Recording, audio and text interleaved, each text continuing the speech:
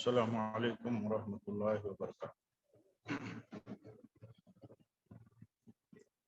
ان الحمد للہ نحمده ونستعینه ونستغفره ونعوذ باللہ من شرور انفسنا ومن سیئات اعمالنا، من يهده اللہ فلا مضل له ومن يضلل فلا هادی له،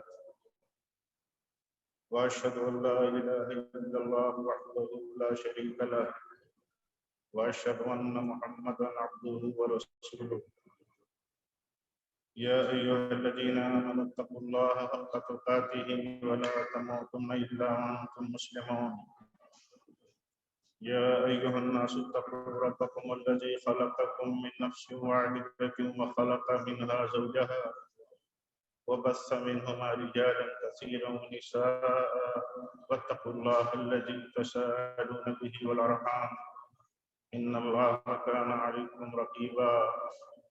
يا أيها الذين آمنوا اتقوا الله وقولوا قولا سديدا يصلح لكم أعمالكم ويغفر لكم ذنوبكم، ومن يطع الله ورسوله فقد فاز فوزا عظيما۔ أما بعد فإن خير الحديث كتاب الله، وخير الهدي هدي محمد صلى الله عليه وسلم، وشر الأمور محدثاتها وكل محدثة بدعة وكل بدعة ضلالة وكل ضلالة في النار۔ أعوذ بالله من الشيطان الرجيم۔ لقد جاءكم رسول من أنفسكم عزيز عليه ما عنتم حريص عليكم بالمؤمنين رؤوف رحيم۔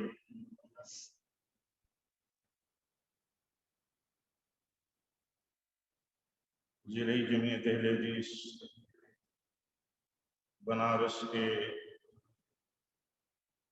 امیر محترم فضیلت الشیخ احسن جمیل مدنی حفظہ اللہ اور اس کے ناظم محترم فضیلت الشیخ محمد اسامہ سلفی حفظہ اللہ،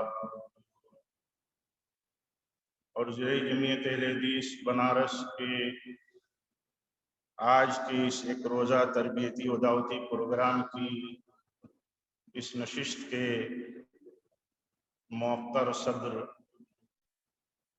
جناب فضیلت الشیخ محمد جنید مکی حفظہ اللہ، جامعہ کی اس پروقار سیمینار ہال میں تشریف فرما جامعہ کے معزز اساتذہ کرام، عزیز طلبہ اور اس پروگرام میں شریک دعات و مبلغین اور دیگر حاضرین، اور اسی طرح ضلع جمعیت اہل حدیث بنارس کے دیگر اراکین اور اس اجتماع اور اس ایک روزہ دعوتی و تربیتی پروگرام کے دیگر معاونین،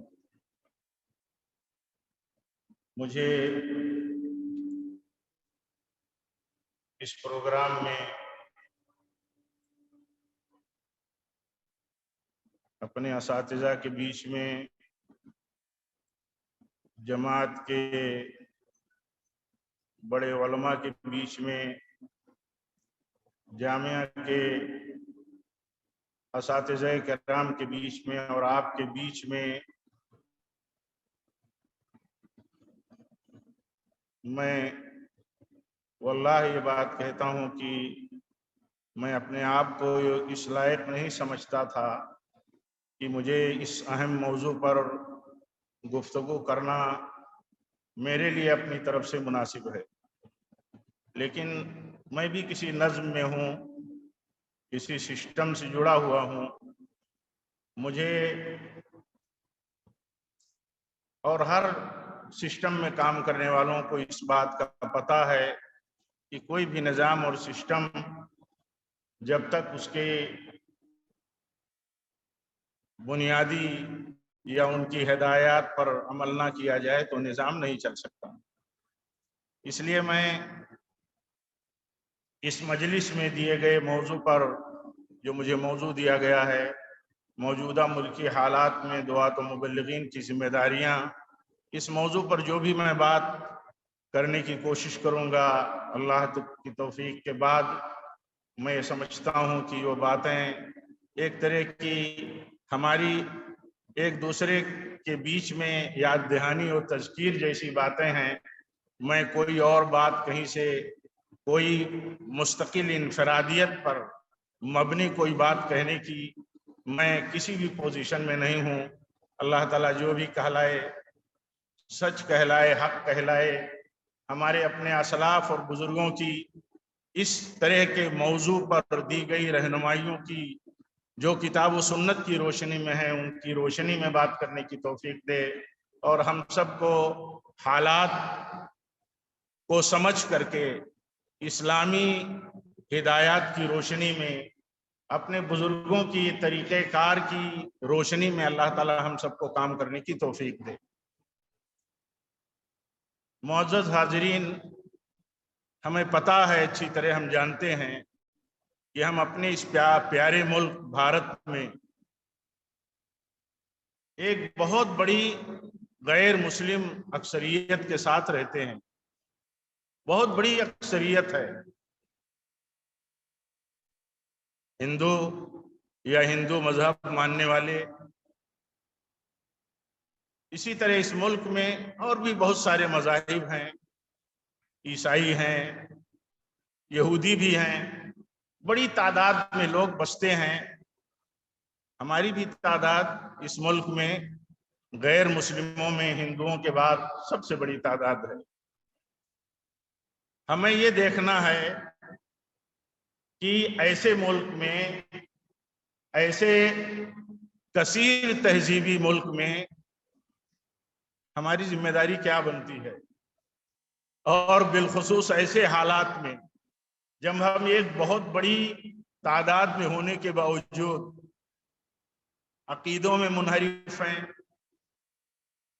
اسی طرح ہم اجتماعیت سے بہت دور ہیں، مختلف قسم کی گروہ بندیوں میں ہم مبتلا ہیں۔ ایسی صورتحال میں کہ رواداری کا ماحول کم سے کم ہوتا جا رہا ہے، بین المذاہب کشمکشیں کثرت کے ساتھ بڑھتی جا رہی ہیں۔ ہماری ذمہ داری ہے کہ ہم ایسے حالات میں ملک کے اندر موجودہ صورتحال کو اور اس کے مزاج کو سمجھ کے کام کریں۔ اس کے لیے ہماری ذمہ داری یہ ہے کہ ہم بنیادی طور پر یہ سمجھیں کہ آج کے موجودہ حالات کے لیے بھی ہمارے پاس انبیاء کی سیرت میں، امام الانبیاء کی سیرت میں، انبیاء کرام پیارے رسول صلی اللہ علیہ وسلم کے اسوہ حسنہ پر چلنے والے ائمہ دعوت و عزیمت کی سیرتوں میں ہمارے لیے ہدایات موجود ہیں۔ ہم کبھی یہ نہ سمجھیں، کبھی یہ سوچنے کی کوشش نہ کریں کہ ایسے حالات میں ہمیں کیا کرنا ہے۔ ہم اپنے تئیں کوئی راستہ اور کوئی طریقہ کار طے کریں، کوئی گائیڈ لائنز اپنے لیے بنائیں، کوئی گائیڈ لائنز جاری کریں لوگوں کے لیے۔ ہم یہ نہ سوچیں کہ اس طرح کے حالات میں بھی ہمارے لیے اسوے موجود ہیں۔ یہ بنیادی طور پر سمجھنے کی ضرورت ہے۔ حالات کا ہم جائزہ لیں، دیکھیں اس طرح اور اس سے سخت ترین حالات میں ہمارے لیے کیا طریقہ، کیا رہنمائی، کیا اسوہ اللہ کی طرف سے طے کیا گیا ہے۔ ہم جانتے ہیں اس بات کو، اس پہلو سے بھی ہمیں یاد دہانی کی ضرورت ہے۔ ہم سب یاد دہانی کے محتاج ہیں کہ اللہ تعالیٰ نے جب انبیاء کو ان کی قوموں کے لیے اور امام الانبیاء کو قیامت تک کے لیے جب نمونہ بنایا ہے، تو ہر طرح کے حالات کے لیے آپ کی زندگی میں نمونہ موجود ہے۔ اگر آپ قیامت تک کے لیے ہمارے لیے اسوہ حسنہ ہیں، ساری انسانیت کے لیے آپ نمونہ ہیں ان کی کامیابی کے لیے اور ان کی نجات کے لیے، تو کوئی وجہ نہیں ہو سکتی ہے کہ کسی بھی طرح کے حالات میں آپ کی زندگی میں اسوہ موجود نہ ہو۔ یہ نقطۂ نظر جب ہم اچھی طرح سے محفوظ کر کے اور ذہن و دماغ میں رکھ کر کے چلتے ہیں تو ہمارے لیے آسانی ہوتی۔ مشکل حالات ہیں، اللہ تعالیٰ آسانی پیدا کرے۔ ملک میں آج ہمارے اپنے اس پیارے ملک میں آج تہذیبی کشمکش اس طور پر چل رہی ہے، کچھ طاقتوں کی طرف سے، کچھ این جی اوز کی طرف سے، سارے لوگ نہیں متفق ہیں، لیکن ایک طاقت کے ساتھ یہ کام ہو رہا ہے کہ طاقتور تہذیب کمزور تہذیب کو دبانے اور کچلنے کی کوشش کر رہی ہے۔ ایسی صورتحال میں ہماری ذمہ داری آپ دیکھیے کیا بنتی ہے۔ ہماری ذمہ داری یہ بنتی ہے ایسی صورتحال میں کہ ہم اسلامی شعار، اسلامی امتیازات، تخصصات کے ساتھ، پوری پہچان کے ساتھ ہم کھڑے رہیں۔ دعات اور مبلغین کی ذمہ داری بنتی ہے کہ ایسے ماحول میں جہاں طاقتور میجارٹی میں پاور میں ہو کر کے دوسری تہذیب کو کمزور کرنے کی کوشش کرتی ہے، تو اس وقت تہذیب اور شعار کی، اسلامی شعار کی حفاظت کتنی اہم ہو جاتی ہے۔ اسلامی شعار کی حفاظت کا یا اسلامی مسلمات کی حفاظت کا عقیدے اور عقیدے اور اسلامی طریقے کی حفاظت کا طریقہ یہی ہے کہ جو لوگ قوموں کی، جو لوگ کمیونٹی کی، جو لوگ مسلمانوں کی نمائندگی کرتے ہیں، جو میرے کارواں سمجھے جاتے ہیں، ان کا طریقہ اور ان کی شناخت نمایاں رہنی چاہیے پورے سماج میں، شعار کے ساتھ، شناخت کے ساتھ، عقیدے کے ساتھ، کیریکٹر، اخلاق و عادات کے ساتھ نمایاں رہنا چاہیے۔ اسلام کا جلوہ ان کی زندگی میں بالکل نمایاں رہنا چاہیے کہ یہ اسلام کے نمائندے ہیں اور یہ اسلامی امتیازات کے ساتھ رہتے ہیں، یہ اسلامی شان ہے، یہ اسلامی شناخت ہے۔ موجودہ ملکی حالات میں آپ دیکھ رہے ہیں کتنا بڑا مسئلہ فی الحال ارتداد کا بنا ہوا ہے۔ ہمارے نوجوان بچے، ہماری بیٹیاں، بچیاں، ہماری بہنیں یا ہمارا سماج، ایک بڑا طبقہ کس طرح باطل تہذیبوں کے پیچھے دیوانہ وار بھاگا جا رہا ہے۔ آپ بتائیے ایسی صورتحال میں اگر ہم اسلامی تہذیب کی نمائندگی نہیں کریں گے، اسلامی شعار کی نمائندگی نہیں کریں گے، ہم سنت اور اسلام کی پہچان کے ساتھ سماج میں اسلام کا چلتا پھرتا نمونہ اور نمائندہ بن کر کے نہیں رہیں گے، تو آپ بتائیے ہم دعات اور مبلغین جن کو اللہ تعالیٰ نے ہماری ٹوٹی پھوٹی صلاحیتوں کے باوجود منتخب ہمیں فرمایا ہے، تو آپ بتائیے پھر عام لوگوں کا حال کیا ہوگا؟ عام لوگوں کا حال بہت خراب ہوگا۔ اگر ہم عقیدے میں کمزور ہو جائیں، ہم ایک سنتوں میں کمزور ہو جائیں، ہماری زندگیوں سے سنتیں دھیرے دھیرے چھوٹتی جائیں یا ادھوری ہوتی جائیں، تو آپ سوچئے کہ اس وقت کیا ہوگا ان کا، جو لوگ نمائندے نہیں ہیں، جو لوگ میرے کارواں نہیں۔ ہماری ذمہ داری ہے یہ کہ ہم اس پہلو پر غور کریں۔ آج میں سمجھتا ہوں تھوڑی سی زمینی وابستگی کی بنیاد پر آج میں یہ سمجھتا ہوں کہ موجودہ ملکی حالات میں دعات اور مبلغین کی یہ ذمہ داری ہے کہ علم کمزور ہو رہا ہے، جہل عام ہے، عقیدے کمزور ہوتے جا رہے ہیں، غیروں کی بات تو جانے دیجیے، اپنوں میں عقیدے کمزور ہوتے جا رہے ہیں، اثرات بے دینی کے، لادینیت کے، الہاد کے عام ہوتے جا رہے ہیں۔ ایسے حالات میں ملک میں اولین ذمہ داری دعات اور مبلغین کی یہ ہے کہ مسلمانوں کو، اپنے بچوں کو، اپنے بھائیوں کو، یعنی کمیونٹی کو اسلام سے جوڑنے کا کام کریں اور اسلام کے تعارف کو اور اسلام کی عظمت اور اسلام کی اہمیت اور مقام کو دلوں میں بیٹھانے کی کوشش کریں۔ آج یہ دیکھیے بہت بڑا مسئلہ بن گیا ہے، دعوت و تبلیغ کے نام پر آج کمیونٹی کے دلوں میں غیروں کے بیچ میں کام کی بڑی اہمیت سمجھی جاتی ہے. ہم اس کو اس کی تخفیف نہیں کرنا چاہتے ہیں، نہ کر سکتے ہیں، لیکن آپ یہ بتائیے کہ جو ہمارا سرمایہ ہے، ہمارا راس المال ہے، ہمارا کیپٹل ہے، وہ بدعقیدگی کا شکار ہے، انحراف کا شکار ہے، بدعتیں ان کے اندر عام ہیں، ارتداد، اور اسی طرح ارتداد کے ساتھ سمجھ لیجئے کہ دین سے ایک طرح سے آزادی، فریڈم کے نام پر چل رہی ہے. ایسی صورت میں آپ یہ بتائیے کہ اگر مسلم قوم میں دعات اور مبلغین کے بیچ میں غیروں میں کام کی اہمیت اس طرح دی جائے کہ اپنوں میں دعوت و تبلیغ کی اہمیت کو گھٹا کر کے پیش کیا جائے اور اس کو وہ لوگ آگے بڑھائیں، ریز کریں جو دعوت و تبلیغ سے جڑے ہوئے ہیں، تو میرے بھائیو افسوسناک پہلو ہے. آج سے دیکھیے تقریباً 100 سال پہلے امام الہند مولانا ابوالکلام آزاد رحمۃ اللہ علیہ نے کلکتہ کی جمعیت تبلیغ اہل حدیث کی ایک اجتماع میں انہوں نے آج سے یعنی 1934 پہ آپ دیکھیے اٹھا کر کے خطبات آزاد، مولانا نے اس وقت یہ بات کہی تھی، مولانا نے اس وقت یہ بات کہی تھی کہ دعوت کے 2 میدان ہیں، ایک داخلی ایک خارجی، اور خلاصہ اس کا یہ ہے 2 جملوں میں انہوں نے کہا کہ خارجی میدان یہ ہے کہ غیر مسلموں میں دعوت کا کام کیا جائے، اور داخلی میدان یہ ہے کہ مسلمانوں کے عقیدے، عمل، اخلاق و عادات کی اصلاح کی جائے اور اسلام کی جلوہ نمائی مسلمانوں کے اندر موجود ہو. میں سمجھتا ہوں کہ آج سب سے بڑا کام یہ ہے کہ مسلمانوں میں کام کیا جائے.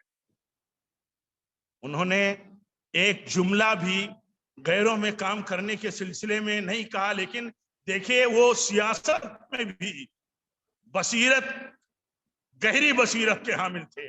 بصیرت کیا، سیاسی بصیرت میں امامت کے منصب پر تھے، اور ایسے ہی دینی بصیرت میں بھی وہ امامت کے منصب پر تھے. وہ جمعیت تبلیغ اہل حدیث کے اسٹیج سے یہ بات کہہ رہے ہیں، اور آج وہ بھی ایک تہذیبی غلبے کا دور تھا، اور آج بھی ایک طرح سے غلط تہذیب کا یہ الغار ہے ہمارے اوپر. اگر ہم دعات اور مبلغین اس پہلو پر بہ گئے اور اس کام کو، داخلی کام کو انہوں نے تبلیغی نہیں سمجھا، یہاں تک صورتحال بنتی جاتی ہے کہ لوگ اسے تبلیغی نہیں سمجھتے، تو یہ بہت بڑا خطرہ بن جائے گا، بہت بڑا فتنہ بن جائے گا. آج اس کو سمجھنے کی ضرورت ہے. ہم کیسے انکار کر سکتے ہیں؟ آپ کیسے انکار کر سکتے ہیں؟ اللہ تعالیٰ نے ہمیں نبی صلی اللہ علیہ وسلم کے طریقے کا جیسا بھی ہے، سچی نسبت کے ساتھ، بہت کچھ خامیوں کے بعد ہمیں اللہ تعالیٰ نے اپنے نبی کا پیروکار اور اس عظیم نسبت کے ساتھ جڑنے کو اپنے لیے باعث شرف سمجھا ہے. آپ بتائیے، ہم ایسی بات کبھی نہیں کہہ سکتے کہ غیروں میں دعوت و تبلیغ کا مسئلہ نہیں ہے. وہ رسول جس کے بارے میں اللہ تعالیٰ خود فرماتا ہو کہ اے نبی آپ کہہ دیجئے کہ میں اللہ کا رسول ہوں، تم سارے لوگوں کے لیے، ساری انسانیت کے لیے رسول بنا کر کے بھیجا گیا ہوں. تو جو آپ کے طریقے پر چلنے والے ہیں وہ بھی ساری انسانیت کے لیے نمائندے ہیں، فرستادہ ہیں، منتخب ہیں، علماء ہیں، ورثۃ الانبیاء ہیں، طلبہ ہیں، انہی کی راہ پر چلنے کی کوشش کرنے والے لگے ہوئے لوگ ہیں. یہ تو ذمہ داری ہے ہماری. لیکن یہ اولیات ہمارے شیخ دکتور عبدالغنی کوفی حفظہ اللہ جزائے خیر دے، وہ ایک پہلو ہمارے سامنے رکھ رہے تھے کہ اولیات ہمارے سامنے رہنی چاہیے. دعوت و تبلیغ کا کام کرنے والے دعات اور مبلغین کی ذمہ داری یہ بنتی ہے کہ وہ ترجیحات کو سمجھیں. تو یہ بہت بڑا بنیادی مسئلہ ہے. ایک مسئلہ اور ہے کہ ہم اسلام کا تعارف کرائیں، اسلام سے جوڑیں، اسلام کی محبت دلوں میں بٹھانے کی کوشش کریں. ہم کبھی یہ نہ سمجھیں کہ ہماری کوششوں کو قبولیت نہیں مل رہی ہے، ہماری کوششوں پر سیلاب نہیں امڑتا ہے. ہم جب باتیں کرتے ہیں تو بھیڑ نہیں جمع ہوتی. یہ ایک بہت بڑی بنیادی وجہ ہے. دعات اور مبلغین کو اس کی بنیاد پر عاجزی اور کاہلی کی طرف جانے کی اللہ تعالی ہم سب پر رحم فرمائے. ہم سب کو اللہ تعالی محفوظ رکھے اور کمزوریوں سے، ہر طرح کی کمزوریوں سے اللہ ہماری حفاظت فرمائے. ہم کبھی یہ نہ سمجھیں ہمارا تعلق اگر دائی اور مبلغ سے ہے، ہم اپنے آپ کو دائی اور مبلغ اگر سمجھتے ہیں تو ہم کبھی یہ نہیں سوچ سکتے کہ ہماری بات سننے والی کتنی بڑی تعداد ہے، بھیڑ کتنی ہے۔ بعض سلف سے مجھے بر وقت ان کا نام یاد نہیں آ رہا ہے کہ کہا جا رہا ہے کہ کہا گیا کہ وہ روئے زمین پر بہت بڑے عالم ہیں، لیکن ان کی مجلسوں میں 8-10 لوگ بیٹھتے ہیں، 8-10 لوگ بیٹھتے ہیں۔ دائی اور مبلغ اس کی پرواہ نہیں کرتا۔ آج جی جزاک اللہ خیر، اس بات کی پرواہ نہیں کرتا کہ اس کی بات سننے والوں کی تعداد کتنی بڑی ہے۔ اس کا کام ہے کام کرنا، اس کا کام ہے اولیات کے ساتھ منہجیت برتتے ہوئے کام کرنا، یہ اس کا کام ہے، اس کا کام ہے۔ یہ دیکھے ترجیح کس کو حاصل ہے۔ آج آپ بتائیے ہمارے لیے کتنی مشکل ہے، آج ہمارے لیے کتنی مشکل ہے کہ کمیونٹی کے ہم اپنے بچوں کو، کمیونٹی کے اپنے بھائیوں کو، کمیونٹی کے اپنے بیٹوں کو ہم دین کے ساتھ جوڑے رکھ سکیں۔ یہاں ہم بے فکر اگر ہو جاتے ہیں یا یہاں کم فکر اگر ہم کرتے ہیں اور دوسری طرف ہم اپنی صلاحیتوں کو اور سورسز کو جھونکتے ہیں تو آپ بتائیے پھر نتیجہ کیا ہوگا۔ آپ چند لوگوں کو جوڑ کر کے آپ کتنا سرمایہ بڑھا پائیں گے، اور بہت بڑا سرمایہ ہمارا اور بہت بڑا راس المال ہمارا ڈوب جائے گا۔ اس لیے اس بات کی ضرورت ہے۔ ایک بات اور میں کہنا چاہوں گا اس موقع پر، کہ دعات اور مبلغین یہ حقیقت میں یہ نیکی اور خیر ہی خیر کے مشن کے علمبردار ہیں۔ ان میں سب سے بڑا کام اس مشن کو قوت اور استحکام پہنچانے کے لیے ترتیبات دنیا کے حساب و کتاب کے حساب سے ہمیں ہمارے کیلکولیشن، ہمارے ججمنٹ، ہماری کوششوں کے مطابق نتیجہ ملے نہ ملے، لیکن دعات اور مبلغین اور اہل علم کی ذمہ داری ہے کہ ان میں باہم رشتہ بہت مضبوط ہو، ایک دوسرے سے جڑے رہیں، کام سے جڑے رہیں، مشن سے جڑے رہیں، فرق مراتب کے ساتھ علماء کی قدردانی کریں۔ جس سماج میں یہ نمائندہ طبقہ اپنے اہل علم کی قدر نہیں کرے گا، دعات اور علماء اور مدرسین کی قدر نہیں کرے گا، ہمارا سسٹم قدر نہیں کرے گا، تو آپ یہ سمجھیے کہ کبھی بھی ہم دنیاوی اور دینی دونوں اعتبار سے کوئی صحیح نتیجہ نہیں حاصل کر سکتے۔ آج آپ بتائیے ہمارے ہاں کتنی فکر ہے اس بات کی کہ علماء کی قدر ہونی چاہیے، ہمارے بھائیوں کی قدر ہونی چاہیے، اہل علم کی توقیر اور ان کی تعظیم اسلامی نقطہ نظر سے ہونی چاہیے، ان کے آداب ملحوظ رکھنے چاہیے۔ عام طور پر کام کرنے والے بھی الا من رحم ربک کوئی پرواہ نہیں کرتے۔ اس کے مقابل میں دیکھیے، مقابلہ تو دکھانا ٹھیک نہیں لگتا، لیکن بالکل الگ حالات ہیں۔ یہ بھی ایک شیطان کی، سمجھ لیجئے یہ ایک شیطان کی چال ہے جو بہت زیادہ اثر انداز ہے۔ آج ہمارے یہاں کام کرنے کا اس موجودہ حالات میں ہر وقت کا تقاضا ہے، بڑا تقاضا ہے۔ دعات اور مبلغین جڑے رہے، اپنے سے بڑے علماء سے جڑے رہے، رات دن ان کی سرپرستی میں رہیں، اور ان کی ضرورت، ان کے تقاضوں کو اپنے دعوت و تبلیغ کے مشن میں اتنا عام کریں، دل و دماغ میں عوام کے بٹھانے کی کوشش کریں کہ عوام ان کا احترام، ان کی قدر، ان کی عظمت، ان کی سرپرستی، ان کی ہدایت و رہنمائی کو قبول کرنے کے لیے عوام کے دل کھلے رہیں۔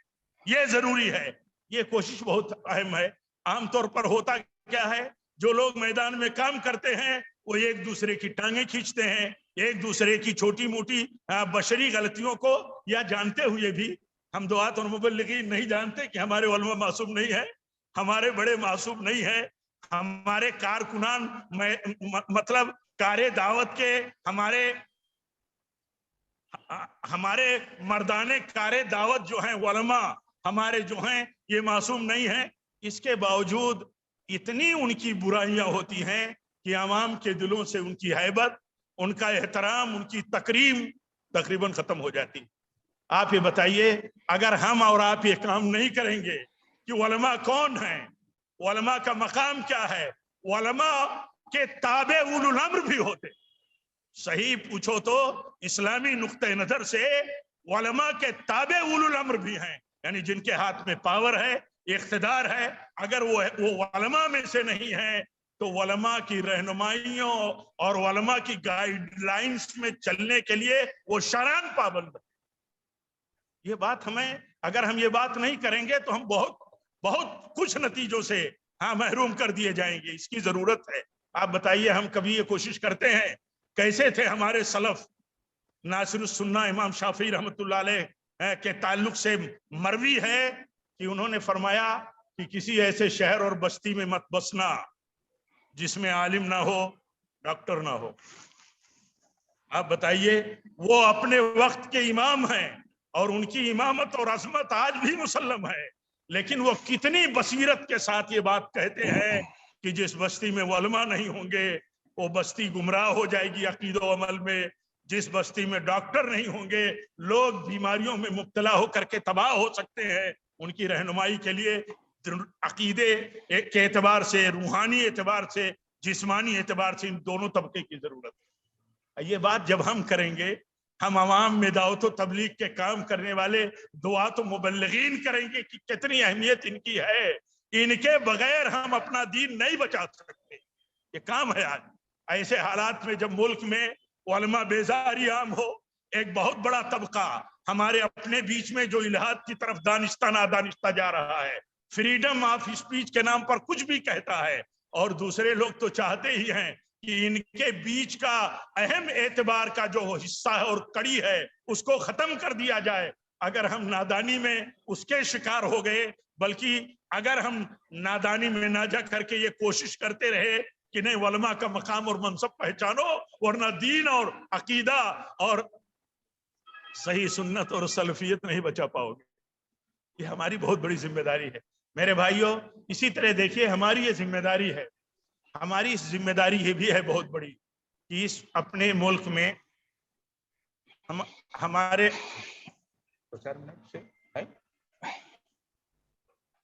اپنے اس ملک میں دو پہلو ایک پہلو بہت تیزی کے ساتھ اٹھایا جاتا ہے۔ ایک پہلو یہ کہ قومی یکجہتی ہونی چاہیے۔ آپ بتائیے قومی یکجہتی، میں نے جمعیت العلماء کی کسی بڑی کانفرنس میں کہا تھا کہ جمعیت کے ذمہ داروں کو ملی یکجہتی پر بڑی بڑی کانفرنسیں کرنے کی ضرورت ہے، یا کچھ کانفرنسیں کریں۔ آپ بتائیے ملی یکجہتی بہت ضروری ہے۔ کبھی ہم کسی کو، ہم دوسرے ملک کی تحریروں کو، فتووں کو کبھی ہم استعمال نہ کریں اپنے علماء کی رہنمائی کے بغیر۔ ہر ملک کے حالات الگ ہوتے ہیں، ہر ملک کے علماء کی باتیں ان کے اپنے ملک اور اپنے ماحول کے تناظر میں ہوتی ہیں، اسے ہم اپنے ہاں نہیں کوٹ کر سکتے۔ کہیں سعودی عرب کا فتویٰ، کہیں کسی پاکستانی مولوی کا فتویٰ ہم اپنے لوگوں پر فٹ کرنے کی کوشش نہ کریں۔ یہ دعات اور مبلغین کی ذمہ داری ہے، اپنے اکابر علماء سے دیکھیں کہ کیا یہ ہمارے لیے بھی سوٹ کرتا ہے۔ ہم کسی کو کافر نہ بنائیں، تکفیر کی زبان نہ استعمال کریں، بھلے وہ بڑے کفر میں مبتلا ہو۔ کسی کی تبدیع یا تجہیل نہ کریں، بھلے بدعتوں میں اور جہالتوں میں مبتلا ہو۔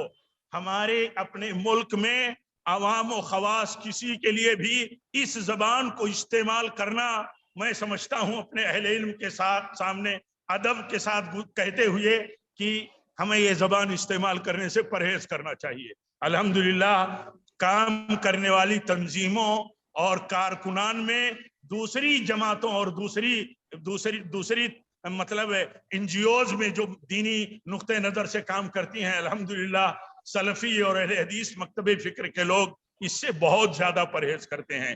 لیکن اگر کچھ بھی یہ چیز کہیں موجود ہے تو سمجھنا چاہیے کہ ہم ملی یکجہتی کے جو ہمارے بنیادی اس ملک میں تقاضے ہیں اس کو ہم چوٹ پہنچا رہے ہیں اور فائدہ کچھ نہیں حاصل کر پائیں گے۔ میں یہ نہیں کہنا چاہتا کہ ہمیں عقیدہ نہیں بتانا ہے، ہمیں شرک نہیں بتانا ہے، ہمیں سنت نہیں بتانی ہے، بدعت نہیں ہمیں بتانا ہے، سب کچھ بتانا ہے۔ لیکن کسی کو کافر، کسی کو بدعتی کی زبان اپنے دعوتی سرگرمیوں میں دعات اور مبلغین کو استعمال کرنے سے پرہیز کرنا چاہیے۔ کوشش یہ کرنی چاہیے سنت عام ہو، بدعتوں کی شناخت ہو۔ اس کے لیے یہ کہنے کی ضرورت کیا ہے کہ تم کافر ہو، تم مشرک ہو، تم فلاں ہو، تم فلاں ہو، یہ کہنے کی ضرورت نہیں ہے۔ یہ بہت مضر ہے، یہ ہمیں اس سے بچنا ضروری ہے۔ ایسے ہی اس بات کی ضرورت ہے اپنے اس ملک میں کہ جہاں ہمارے غیر مسلم بڑی تعداد میں ہیں اور مطلب تہذیبیں بہت زیادہ ہیں، ہمارا کام ہے اسلامی پہچان کے ساتھ ان کے ساتھ سیاسی روابط، سماجی روابط، جائز تعاون کے روابط ہم جاری رکھیں، اور اگر ہم اسے یکجہتی کہہ سکتے ہیں، اگر شریعت ہمیں اجازت دیتی ہے تو کہیں، ورنہ تال میل پیدا کرنے کی، یعنی ایک اتحاد کی صورت میں ملکی سطح پر، سیاسی سطح پر، اور وہ سیاست جو ہمیں آزادی دیتی ہو، رواداری کی تعلیم دیتی ہو، سب کے حق کو مانتی ہو، ہمارا کام ہے زیادہ سے زیادہ تال میل پیدا کرنا۔ ہندو مسلم اتحاد کے سلسلے میں مولانا ابوالکلام آزاد رحمۃ اللہ علیہ کے خیالات اور ملک کے بزرگوں کے خیالات جو سچائی کے ساتھ ایک دوسرے کے حقوق کو تسلیم کرتے تھے، بہت اہم ہے۔ ہمیں اس پر غور کرنے کی ضرورت ہے اور ہمیں فکر کے ساتھ کام کرنے کی ضرورت ہے۔ ہمارا کام فکر کا ہے، ہمارا کام غم کا ہے، ہمارا کام ہدایت پہنچانے کا ہے، انفارمیشن ریز کرنا ہمارا کام نہیں ہے۔ ہم دائی ہیں، علم اور عمل دونوں کے، اخلاق اور تربیت کے ہم دائی ہیں۔ ہمارا کام ہے فکر کے ساتھ کام کریں۔ پیارے نبی صلی اللہ علیہ وسلم کی ایک ایک سنت کو، چھوٹی بڑی سنتوں کو ہم بہت ریز کرتے ہیں، لیکن دعوت و تبلیغ کے میدان میں آپ کا فکر مندانہ جو اسوہ ہمارے ساتھ موجود ہے، آپ بتائیے اس کی ہم کتنی پرواہ کرتے ہیں۔ اور اگر آپ غیر مسلموں، کافروں کے لیے اتنی فکر مند تھے، میں تو سمجھتا ہوں کہ ہم مسلمان اپنے بھائیوں کے لیے اتنے فکر مند نہیں ہیں۔ ان چیزوں کا خیال رکھنا چاہیے۔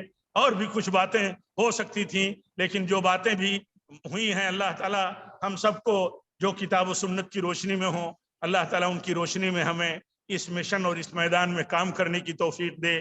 رب العالمین ہمیں سنت پر تو زندہ رکھ اور سنت پر ہی ہماری موت ہو۔ اللہ تعالیٰ یہ فکر ہمیں دے، جیسے امام محمد بن حنبل رحمۃ اللہ علیہ فرماتے ہیں اپنے کسی عزیز سے جب وہ دعا کرتا ہے تو فرماتے ہیں کہ میرے لیے دعا کرو کہ میں سنت پر رہوں، اور جب بھی میری موت ہو تو سنت پر ہو۔ میں اپنے کو اور آپ سب کو یہ نصیحت کرتا ہوں کہ ہم دیکھیں کہ سنتیں ہماری زندگیوں میں کہاں کہاں مر رہی ہیں، اور اگر ہم دائی اور مبلغ ہیں، ان کی صفوں میں ہماری گنتی ہوتی ہے یا ہم گنتی کراتے ہیں، تو کتنی سنتیں ہماری زندگیوں سے باہر ہیں۔ اللہ تعالیٰ انہیں کور کرنے کی توفیق دے اور اسی سنت پر اور مسلک سنت پر رہنے کی توفیق دے، اور جب بھی ہماری موت ہو تو مسلک سنت پر ہی ہو۔ وآخر دعوانا الحمدللہ رب